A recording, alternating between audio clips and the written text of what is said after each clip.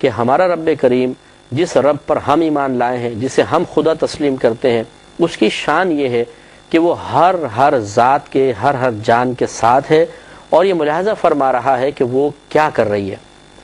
ایسا کوئی خدا، کوئی دوسرا اگر کوئی دعویٰ کرتا ہے کہ میرا خدا بھی اس طرح یا میرا معبود اس طرح کر سکتا ہے، یہ اتنی بہترین اور اتنی اعلیٰ صفت کا حامل ہے، وہ پیش کرے۔ تو اللہ تبارک و تعالی نے فرمایا کہ یہ نہیں پیش کر سکتے۔ جب نہیں پیش کر سکتے اور بالکل واضح سی بات ہے، تو پھر کیوں انسان باطل کو چھوڑ کر حق کی طرف نہیں آ جاتا؟ وجہ کیا ہے؟ اس کا جواب اللہ تبارک و تعالی نے خود ارشاد فرمایا کہ بل زین للذین کفروا مکرہم، کہ اللہ تعالی نے بیان فرمایا بلکہ مزین کر دیے گئے ان کفار کے لیے ان کے مکر۔ اس کا مطلب یہ ہے کہ بعض اوقات ایک انسان باطل کام کر رہا ہوتا ہے، غلط کام کر رہا ہوتا ہے، شریف انسان کے مقابلے میں،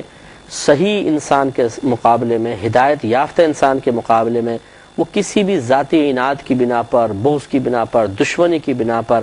غلط قسم کے افعال کر رہا ہوتا ہے، لیکن اسے وہ اپنے افعال برے نہیں لگتے ہیں۔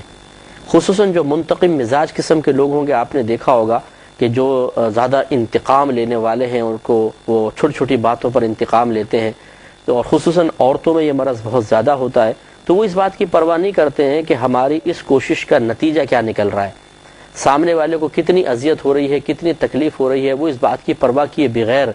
وہ اس کے خلاف کارروائی کرتے ہیں، اور اگر اپنی کوشش کو کامیاب دیکھتے ہیں تو ان کو بڑا لطف آتا ہے، مزہ آتا ہے۔ سامنے والا اذیت میں مبتلا ہوتا ہے، تکلیف میں مبتلا ہوتا ہے، تو کہتے ہیں دیکھا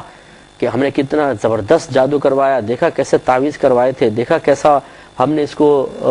اوپر سے لے کر اور ہم نے اس کو فٹ پاتھ پر گرا دیا۔ تو یوں مطلب کسی کی تنزلی کو دیکھ کر جب انسان خوش ہوتا ہے اور اپنی کوششوں کو کامیاب ہوتا دیکھتا ہے تو اسے وہ کوششیں اچھی لگنے لگتی ہیں۔ بہت کم ہی ایسے ہوتے ہیں کہ جن کے ضمیر زندہ ہوتے ہیں اور وہ اس قسم کی نازیبہ حرکات کے بعد ندامت محسوس کرتے ہیں۔ تو اب یہی کفار کے ساتھ معاملہ ہے کہ جب وہ دیکھ رہے ہیں کہ حق کیا ہے، باطل کیا ہے، لیکن اس کے باوجود ان کی جو سوچیں ہیں، ان کی تدبیریں ہیں، ان کے مکر ہیں، اور جو ان کے دیگر دنیاوی آسائشوں کے معاملات ہیں، وہ ایسے مزین ہو گئے ان کی نگاہوں کے اندر کہ انہیں اپنا ہر کام اچھا ہی محسوس ہوتا ہے، اور وہ حق کی طرف جانے کے سلسلے میں جو آزمائشیں برداشت کرنی پڑتی ہیں ان کو فیس کرنے کے لیے بالکل تیار نہیں ہوتے ہیں۔